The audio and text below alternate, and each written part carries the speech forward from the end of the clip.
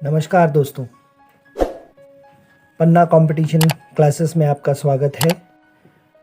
और जैसा कि पटवारी और संबंधित 1 लाख पदों की भर्तियों के लिए जो विज्ञापन जारी हुआ है, उसमें नया सब्जेक्ट प्रबंधन को लेके विद्यार्थियों में काफ़ी भय का माहौल है। लेकिन यदि प्रबंधन को अच्छे से पढ़ा जाए, अच्छे से समझाया जाए, अच्छे से उदाहरण सहित प्रस्तुत किया जाए, तो प्रबंधन जो है वो आपका मैक्सिमम स्कोरिंग सब्जेक्ट बन सकता है। ठीक है, तो पन्ना कंपटीशन क्लासेस की तरफ से मुझे लगभग 15 सालों का टीचिंग एक्सपीरियंस है, जिसमें से 6 साल MBA में पढ़ाने का अनुभव भी है। तो ये समय है जब उस अनुभव का लाभ आपको दिलाया जाए और कहीं ना कहीं उस अनुभव से आपको फ़ायदा मिले, ऐसी आशा करता हूँ। पन्ना कंपटीशन टेम्पर को अगर ये लेक्चर आपको पसंद आता है, this is the very first lecture of mine, सबसे पहला लेक्चर है। और यदि आपको ये पसंद आता है तो इस वीडियो को लाइक करें, शेयर करें और चैनल को सब्सक्राइब करें। तो शुरू करते हैं प्रबंधन के परिचय से। प्रबंधन एक परिचय। ठीक है, सो प्रबंध का मतलब है अन्य लोगों से कार्य कराने की कला। अगर अंग्रेजी में बोलें तो प्रबंध मतलब मैनेजमेंट, और how to get work done by others. How to get work done by others, दूसरों से कार्य कराने की कला।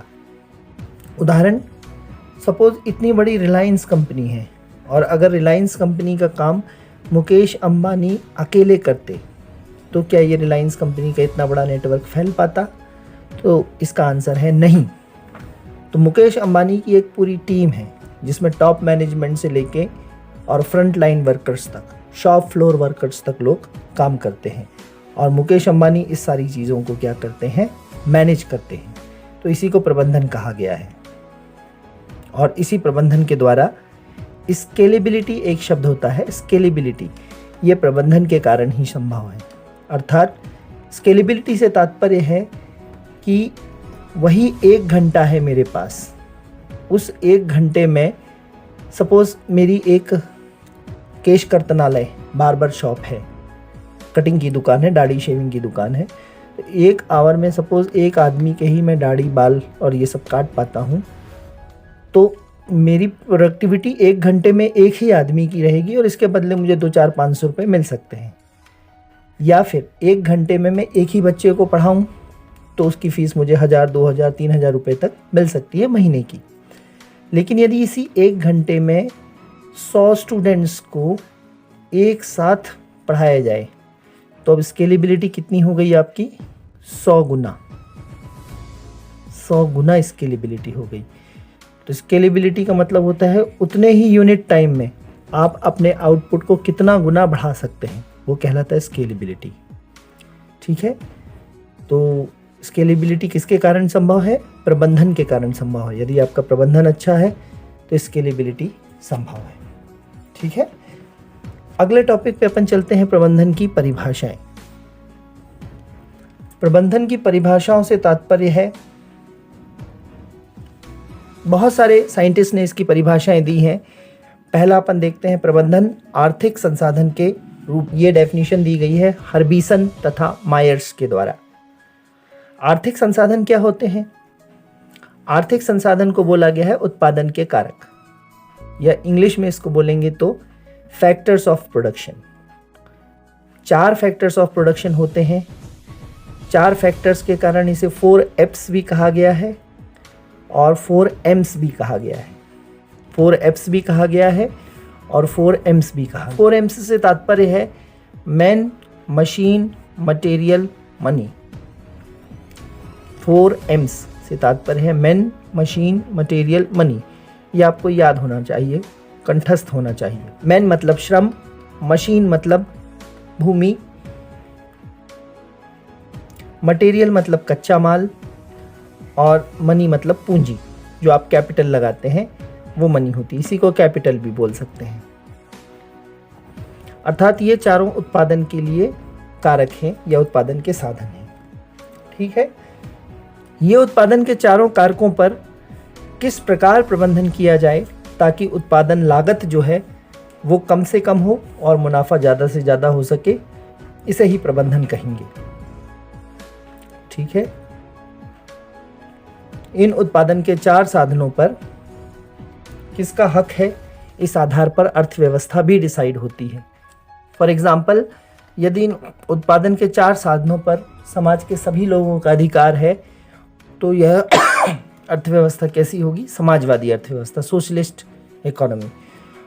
और यदि उत्पादन के 4 साधनों पर किन्हीं विशेष लोगों का, कुछ विशेष लोगों का अधिकार है तो वो कैपिटलिस्ट या पूंजीवादी अर्थव्यवस्था होगी। ठीक है। तो कार्ल मार्क्स क्या कहते थे कि उत्पादन के 4 साधनों पर समाज के सभी लोगों का अधिकार हो, अर्थात समाजवादी अर्थव्यवस्था हो। ठीक है। तो ये चीज आपको समझ में आती है। इसके बाद प्रबंध आर्थिक संसाधन के रूप में एक और उदाहरण लेना चाहूंगा मैं यहाँ, मटेरियल का, कच्चा माल। आपको पता है कि जापान में 6 अगस्त और 9 अगस्त 1945 को हिरोशिमा और नागासाकी में जो बॉम्ब गिराया गया था, उस बॉम्ब के कारण वहाँ की बहुत सारी भूमि खराब हो चुकी है, अर्थात जापान में भूमि की बहुत कमी है। अब भूमि की कमी के कारण वहाँ एक तकनीक अपनाई जाती है जिसको बोलते हैं JIT, जस्ट इन टाइम तकनीक, just in time technique. Just in time technique का मतलब ये है कि जो कच्चा माल कंपनी में तैयार होने के लिए आता है, उस कच्चे माल को गोदाम में ना रख के और उसको ट्रक से डायरेक्ट मशीनों में डालना। तो इससे कच्चे माल की इन्वेंट्री कॉस्ट या गोदाम की लागत जो है वो ख़त्म हो गई, और कच्चे माल को डायरेक्ट ट्रक से मशीन में लाना और तैयार माल को डायरेक्ट मशीन से बाजार ले जाना, जिससे यहाँ गोदाम के लिए ज़रूरत नहीं पड़ी। सो बहुत फेमस तकनीक है जस्ट इन टाइम, JIT बोलते हैं शॉर्ट में, just in time technique Japan की। तो ये प्रश्न के रूप में आ चुकी है, ध्यान देंगे। JIT का फुल फॉर्म भी आ सकता है। बात करते हैं प्रबंध एक संज्ञा के रूप में। किसने दिया है ये? थियो हेमिन द्वारा। एक साइंटिस्ट हैं थियो हेमिन, इसके द्वारा प्रबंध संज्ञा के रूप में। संज्ञा मतलब नाउन। इसका तात्पर्य है कि प्रबंध करने वाले व्यक्तियों का समूह जो है प्रबंध संज्ञा से संबोधित होता है। मतलब मैनेजमेंट लेवल पे जो लोग होते हैं उनका समूह जो कहलाता है वो कहलाता है संज्ञा, प्रबंध संज्ञा के रूप में। बहुत इंपॉर्टेंट नहीं है। प्रबंध विधा के रूप में, कैसी विधा है प्रबंध? तो प्रबंध कला एवं विज्ञान दोनों विधाओं का, अर्थात डिसिप्लिन का सम्मिश्रण है। ये भी किसने बोला है? थियो हेमिन ने, है ना। प्रबंध करना एक कला भी है और प्रबंध करना एक प्रॉपर प्रोसेस भी है, साइंटिफिक प्रोसेस भी है। ठीक है। तो इसे विज्ञान का नाम भी दिया गया है, तार्किक भी है, एक स्टैंडर्ड प्रोसेस भी है, और कला तो है ही। प्रबंध निश्चित तौर पे एक कला है, लोगों से काम लेने की कला। तो प्रबंध विधा के रूप में किसने बताया है? थियो हेमिन के द्वारा। बात करें तो प्रबंध एक प्रक्रिया के रूप में, प्रबंध एक प्रक्रिया के रूप में भी थियो हेमिन द्वारा बताया गया है। और इसमें बताया गया है कि संगठन जो ऑर्गेनाइजेशन होती है, ऑर्गेनाइजेशन के समस्त लक्ष्यों की पूर्ति हेतु, एक आपने पढ़ा होगा पोस्ट कॉर्प, प्रक्रियाओं का संचालन ही प्रबंध है।